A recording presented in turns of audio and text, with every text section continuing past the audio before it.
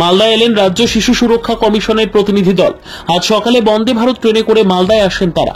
রাজ্য শিশু সুরক্ষা কমিশনের এই প্রতিনিধি দলে রয়েছেন অনন্যা চক্রবর্তী, তুলিকা দাস সহ 3 জন।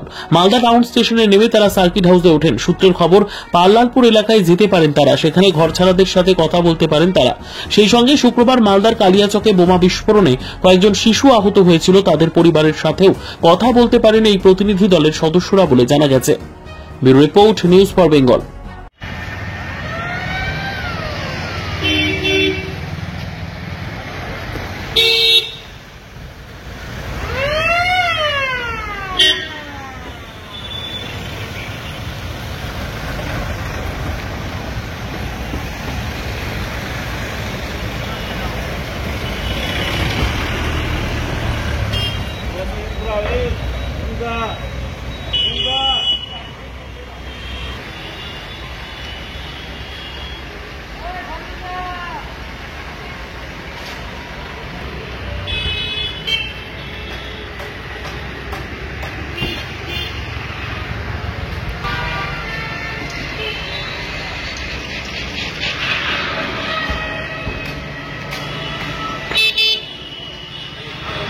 This channel does not promote or encourage any illegal activities. All contents provided by this channel is meant for educational purpose only.